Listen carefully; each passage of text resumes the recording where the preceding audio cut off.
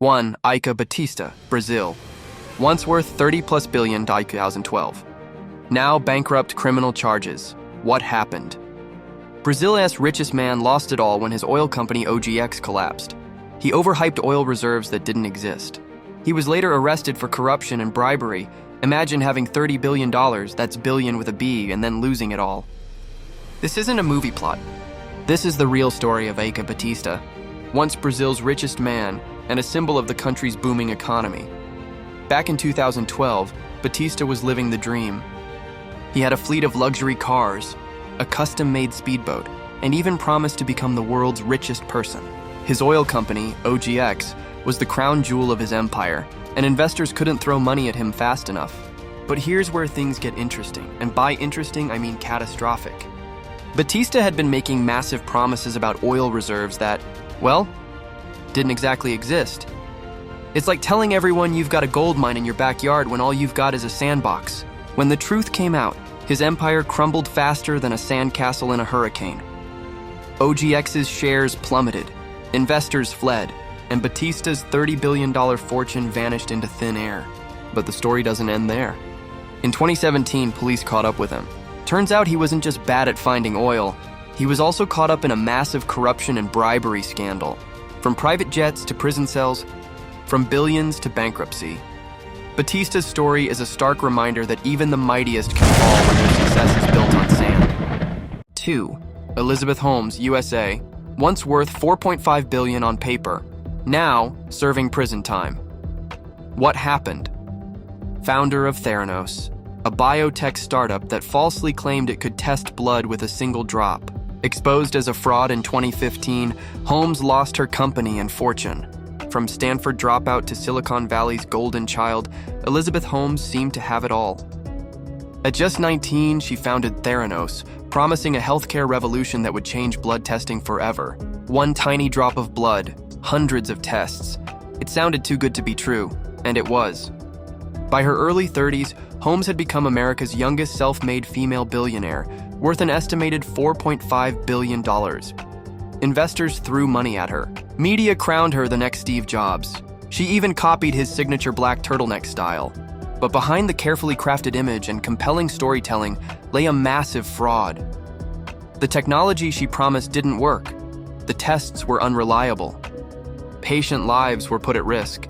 Yet Holmes kept selling the dream, deceiving investors, patients, and the public. In 2015, the house of cards came crashing down. Wall Street Journal investigations exposed the truth, and Theranos collapsed.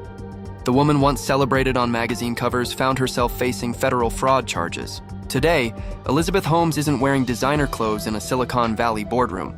She's wearing prison garb, serving time for one of the biggest startup frauds in history. Her story serves as a cautionary tale about the dangers of fake-it-till-you-make-it culture and the devastating consequences of putting profit over people's lives. See Stanford USA, Caribbean, once worth $2+ billion, now serving a 110-year prison sentence. What happened? Ran a massive Ponzi scheme through Stanford Financial. He stole billions from investors, mostly in Latin America. Assets were seized, and he's now broke in prison. Meet Alan Stanford, once a billionaire living the Caribbean dream with a fortune of over $2 billion. He had it all: private jets, luxury yachts, and even his own professional cricket tournament. But beneath the glamorous facade lay one of history's most devastating financial scams. Stanford built his empire through Stanford Financial Group, presenting himself as a sophisticated investment guru to thousands of clients, particularly in Latin America. He promised investors exceptional returns through high-yield certificates of deposit, claiming they were safer than traditional investments. But here's where it gets dark. Stanford wasn't generating those returns through legitimate investments. Instead, he was running a massive Ponzi scheme, using new investors' money to pay earlier investors while pocketing billions for himself. The house of cards eventually came crashing down in 2009 when federal authorities exposed the $7 billion fraud. Today, the man who once flew in private jets and lived in mansions sits in a federal prison, serving a 110-year sentence. His assets were seized, his empire crumbled, and thousands of investors lost their life savings. Stanford's story serves as a chilling reminder that when something seems too good to be true, it usually is. 4. Boris Becker, Germany. once worth $50 million. Now, declared bankrupt in 2017. What happened? The tennis legend squandered millions on bad business deals and personal spending. He was jailed in the UK in 2022 for hiding assets during bankruptcy. From tennis champion to bankruptcy and jail time, the fall of Boris Becker is a cautionary tale of how quickly fortune can slip away. At his peak, the German tennis legend was worth an estimated $50 million, dominating courts worldwide and living a life most could only dream of. Becker burst onto the tennis scene as a teenager, becoming the youngest ever Wimbledon champion at just 17. His powerful serves and dynamic play style earned him multiple Grand Slam titles and millions in prize money and endorsements. He was living the high life, investing in luxury properties and enjoying the perks of stardom. But beneath the surface, things weren't as golden as they seemed. Bad business decisions started piling up. Failed investments in the Nigerian oil industry, a string of unsuccessful ventures, and lavish personal spending began eating away at his fortune. The tennis star's expensive divorce and mounting debts only accelerated his financial downfall. By 2017, the unthinkable happened. Boris Becker declared bankruptcy. But that wasn't the end of his troubles. In 2022, he was sentenced to prison in the UK for hiding assets during his bankruptcy proceedings, including his Wimbledon trophies and property. From center court to a prison cell, it's a stark reminder that even sports legends aren't immune to financial mismanagement. 5. 50 Cent USA. Once worth $150 million. Now, filed for bankruptcy in 2015. What happened? Heavy spending, lawsuits, and bad business decisions forced the rapper to declare bankruptcy. He later bounced back thanks to smart investments like his TV show Power, from rags to riches to rags. The story of 50 Cent is one of the most fascinating roller coasters in hip-hop history. At his peak, Curtis Jackson, better known as 50 Cent, was sitting pretty with a fortune of around $150 million. Get Rich or Die Trying wasn't just an album title, it was his reality. But here's where things get crazy. By 2015, the man who gave us In Da Club and Candy Shop found himself in bankruptcy court. How does someone blow through that kind of money? Well, it wasn't just about fancy cars and mansions, though there were plenty of those. 50 got hit with a perfect storm. There were massive lawsuits, including a $7 million verdict in a sex tape case. His business ventures, like his partnership with Vitamin Water, weren't all success stories. And let's be real, his spending habits weren't exactly modest. But here's the plot twist that makes this story even better. 50 Cent didn't stay down. He turned things around with some seriously smart moves, especially with his TV show Power. It became one of the most watched series on Starz and opened up a whole new chapter in his career. Talk about a comeback story. From bankruptcy to building a new empire, 50 Cent proved that in the game of money, it's not about how hard you fall, it's about how strong you bounce back. Enjoying the video, correct? Make sure to hit that subscribe button, turn on the notification bell. Please leave your feedback, hit like, share the content. 6. Shaun Quinn, Ireland. Once worth $6 billion 2008. Now bankrupt. What happened? Ireland as richest man lost it all betting on Anglo-Irish Bank right before the 2008 crash. The bank collapsed, and so did his empire. Picture this.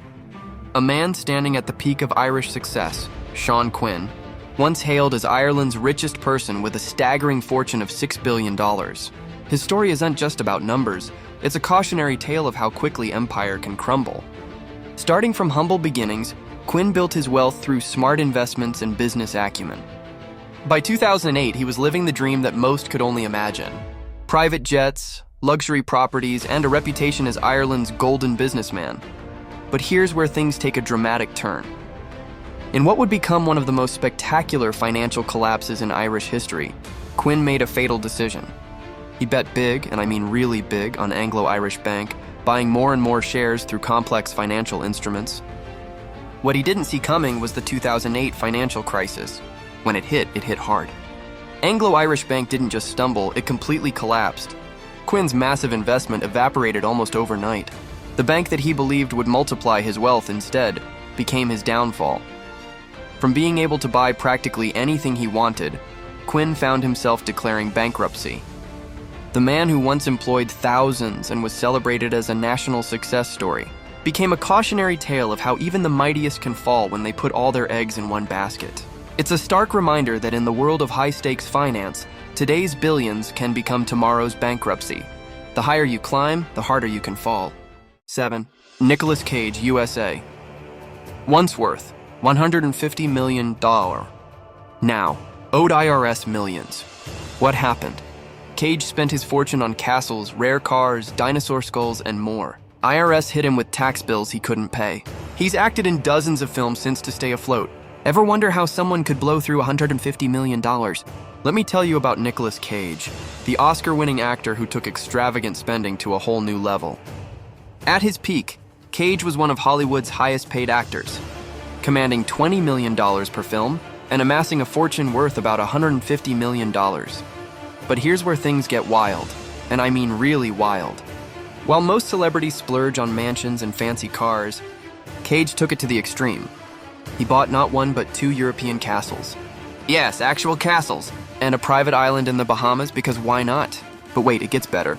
He collected rare sports cars, a fleet of yachts, and get this, a $276,000 dinosaur skull that turned out to be stolen from Mongolia. But the real kicker? Cage apparently forgot about one tiny detail: taxes. The IRS came knocking with a massive tax bill, and suddenly our national treasure star found himself in quite the predicament. He owed millions to Uncle Sam and had to sell off most of his eccentric collection. These days, Cage has been taking on countless movie roles, some good, some, well, let's just say interesting, to dig himself out of that financial hole. It's a classic tale of easy come, easy go, proving that even Hollywood's biggest stars aren't immune to financial mismanagement. 8. Mike Tyson, USA. Once worth $400 million. Now, declared bankruptcy in 2003. What happened? Lavish lifestyle, legal trouble, and mismanagement drained the boxing champ's wealth. Tyson later rebuilt his image and income through acting and business. From boxing legend to bankruptcy, Mike Tyson's financial journey is a knockout story of riches to rags. At his peak, Iron Mike was worth a staggering $400 million, earning more in single fights than most people see in a lifetime. The youngest heavyweight champion in history was literally punching his way to the bank. But money has a way of slipping through even the strongest fingers. Tyson's lavish spending was legendary. Exotic pets including Bengal tigers, million-dollar cars, and mansions across the country. He once reportedly spent $2 million on a gold bathtub for his first wife. Yes, you heard that right, a gold bathtub. Legal troubles didn't help either. Between court battles, prison time, and a string of poor financial decisions, Tyson's fortune started taking heavy hits. By 2003, the unthinkable happened. The man who had everything filed for bankruptcy, owing millions to creditors. But here's where Tyson's story takes an unexpected turn. Like a true champion, he got back up. Through acting roles, business ventures, and reinventing his public image, Iron Mike fought his way back to financial stability. Today, he's not just a cautionary tale of excess, but a testament to redemption and resilience. Sometimes, life's hardest punches teach the most valuable lessons. 9. Aubrey McClendon, USA. Once worth $1.2 billion. Now, died broke in 2016. What happened? The co-founder of Chesapeake Energy leveraged himself to the edge while riding the natural gas boom. Legal investigations and falling oil prices devastated his fortune. The story of Aubrey McClendon is a stark reminder that even the brightest stars can fade. Back in the early 2000s, this Oklahoma wildcatter was the poster child of America's energy revolution, building Chesapeake Energy into a $37 billion powerhouse. With a net worth of $1.2 billion, McClendon lived large. He owned mansions, a vast wine collection, and even part of an NBA team. He was basically the rock star of the natural gas industry, betting big on fracking before most people even knew what it was. But here's where things get interesting. McClendon wasn't just ambitious, he was aggressive. He borrowed heavily against his company shares, using that money to drill more wells and buy more land. It was like playing poker, but with billions of dollars in borrowed chips. When natural gas prices were high, he looked like a genius.